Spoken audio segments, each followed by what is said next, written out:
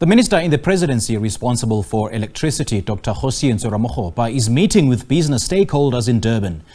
In a statement, the ministry says the engagement is an opportunity for stakeholders to share their perspectives on the energy challenges businesses face in the region. Now, these challenges are also affecting households and the economy at large. Let's take you there live right now. In the work that we are doing to address the load shedding challenge in the country, of course, we do occasion a periodic engagement with the South African public through the updates that we give on a bi-weekly basis. But those updates are not sufficient for you to have a better comprehension and appreciation of the work that we are doing, because I think as business you need, if you like, more detailed action plan so that it can begin to give you some degree of confidence that we are resolving this problem.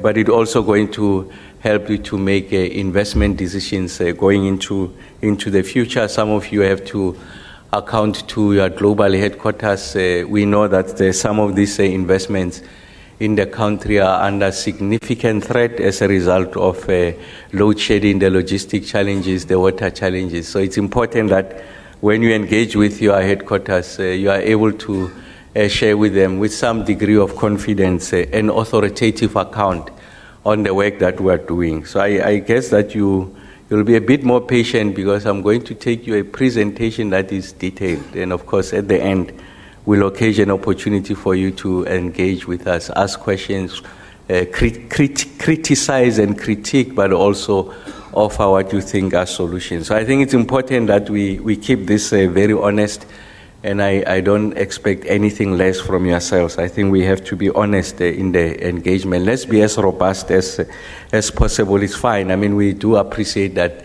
you are facing significant headwinds. You have been going through and still continue to go through the most terrible period inflicted on your business as a result of load shedding. So we bear the responsibility for that.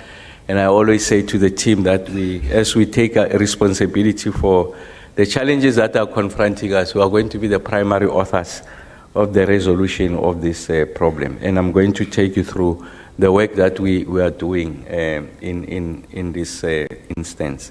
I'm going to leave the podium because I talk back better when I walk. So maybe just to make the point that So National Treasury has done some work in relation to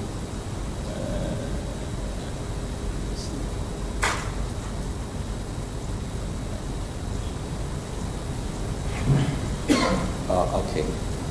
The slides are not here. I'll just speak just to frame the conversation.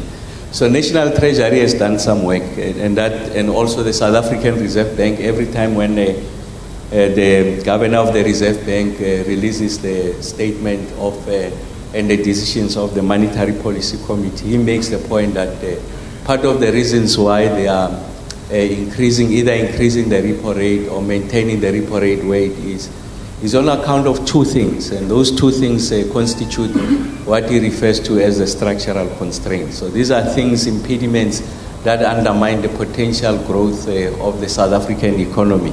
And as a result of those challenges not being effectively addressed, the prospect of the reduction in the repo rate really does not look that positive. And what are those two structural constraints? The first one is the inefficiencies on the logistics side. So it undermines, if you like, the growth of the National Revenue Fund, the degree to which you are able to grow, if you like, the national pace, the growth of the South African economy. Or you can hear me. Just I think they want you to fix this. But you can hear me? Yeah. Oh, you can hear me? Okay, let me put it here. So the growth of the South African economy is constrained as a result of these two challenges. Like I said, on the inefficiencies on the logistics side. So we are missing out on the revenue earning potential as a result of exports because of the constraints. Now that we are in eThekwini, I'll use the Durban port the ability to which we are able to access international market. We are becoming less and less competitive, we are becoming less and less reliable, and therefore the potential off-takers or buyers, they are looking at alternative markets to be able to procure, because you can't rely on South Africa and South African industry to provide that which you need on time, and that's why it's got also other implications. It means that our ability to earn revenue as a result of taxes that will be applied on those goods that we are exporting also contracts, and therefore we find significant challenges in us meeting our projections, the taxation projections. And that's why when the Minister of Finance tabled the medium-term budget policy statement, he makes the point that if you look at an in-year analysis in relation to our projections, where we think would be from a taxation point of view, the amount of money that we have collected is significantly lower than when the minister tabled the budget. And as a result of that, it called for a very uncomfortable decision, the reprioritization of government spending, because we are running out of fiscal runway. And that means that amongst others, those considerations could include scaling down on infrastructure spend, if you like discretionary funding. You need to reconsider that. And of course, over a period of time, you don't address this situation, is going to also reduce, if you like, the social wage. By social wage, I mean the grants that you give to people, the issues around free basic services. Those will remain under threat. And I'm not suggesting that there's any intention to discontinue those. The point I'm making is that if you don't address that situation, then you are likely going to be faced with a situation of making very difficult decisions. And then the second constraint to the South African economy is load shedding. The inability of the state to meet its promise to provide quality and uninterrupted supply, first to the citizens and also to industry and to investors in this country. And as a result of generation not meeting demand, we have to initiate what we call in technical terms, or parlance really, nomenclature we refer to as load shedding. So essentially, it's a calculated and deliberate effort on the part of the system operator in the interest of protecting the integrity of the grid. We deny you your rightful access to electricity, and that's what we call load shedding.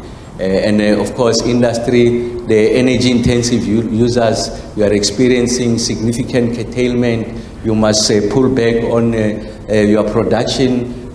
So, if you like, capacity utilization goes down, productivity goes down. There's a great amount of standing time, and then for workers, they are also going to lose their incomes. As we visited some of the OEMs on the auto side, we came here also to visit Toyota. When they tell you their stories, that once there's downtime, really you can't be paying workers, because there is no productivity that is happening, and therefore it undermines the earning capacity of workers. What is the point I'm making is that the aggregate of these two structural weaknesses, they are significantly undermining and stunting the growth of the South African economy. Then the South African Reserve Bank does a modeling, and in that modeling they make the point that as a result of... All right, that is the Minister in the Presidency responsible for Electricity, Dr. Kgosientsho Ramokgopa, addressing stakeholders and business leaders in Durban with regards to the country's energy challenges and what the country is doing to curb those challenges, because they are a major impediment for investment here in South Africa.